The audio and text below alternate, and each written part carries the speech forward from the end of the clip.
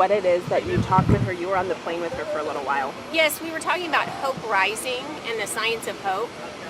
And I am such a firm believer that if we bring the science of hope across our state, we're going to see a massive change in these generational cycles that have so long really kept our state entrenched.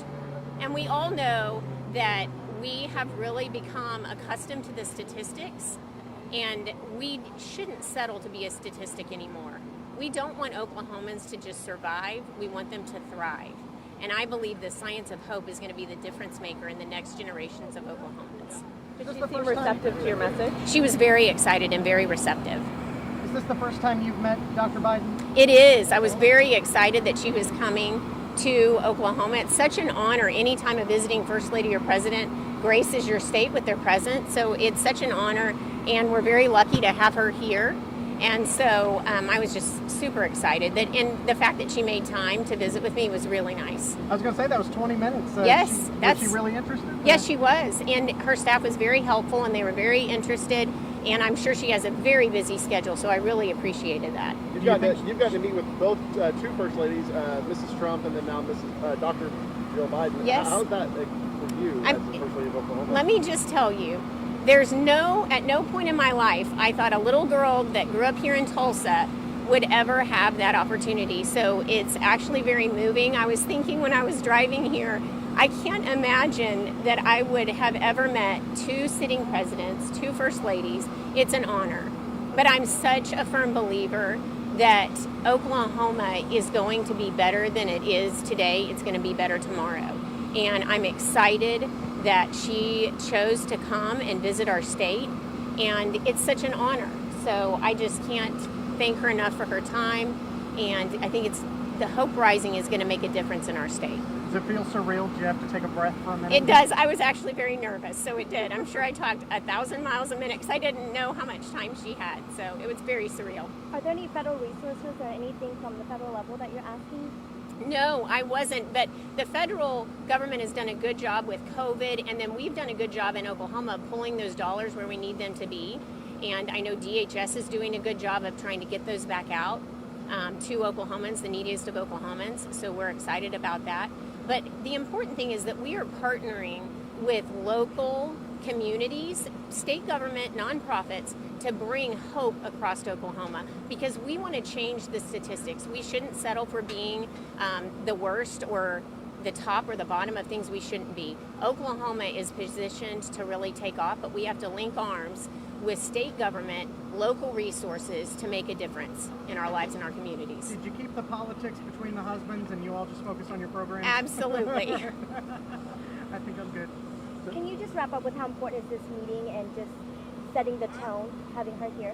Yes, well, having First Lady Dr. Jill Biden here is definitely an honor, and it's exciting to have her in Oklahoma. And really the fact that she took time to meet with me and hear about Hope Rising Oklahoma was very touching for me, and it's very promising that I do believe we're going to start to see a difference here in our state. Did her office reach out for this visit or did yours? Like what got the ball rolling?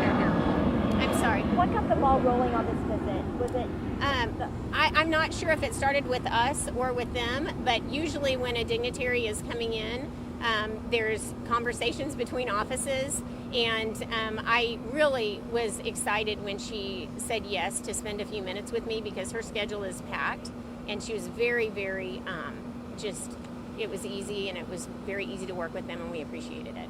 And as far as Hope Rising, how will that get implemented? Is it for school children? Is it for everyone? Well, Hope Rising is my initiative, and what we have started to do is, we presented to Governor's Cabinet, and we challenged that we want Oklahoma to be the first hope-centered state. And it started in DHS. Secretary Brown really put a stake in the ground about 1.5 years ago and said, I want DHS. It's the largest agency in Oklahoma, over 6,000 employees. We are going to be a hope-centered agency. And we worked with Dr. Chan Hellman out of the OU Hope Research Center to see what that would look like. How do we do that? And he has created a roadmap with his book, Hope Rising, The Science of Hope, to bring that into state agencies, any organizations, and then we've gone more granular with it, but we've challenged all the state agencies that we want you to be hope-centered because we want Oklahoma to be a hope-centered state, And then we're going into the communities. In fact, yesterday we had a Hope Summit in Duncan, Oklahoma, and we partnered with Stevens and Jefferson counties to bring in Hope training from Dr. Hellman all day.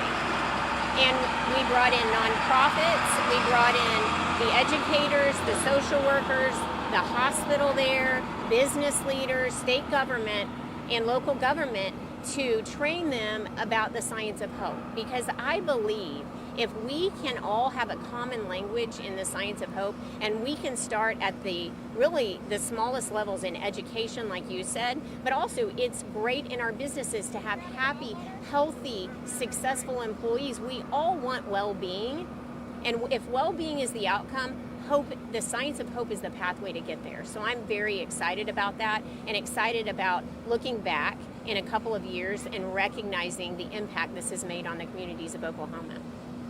Thank you. Thank you guys for being here.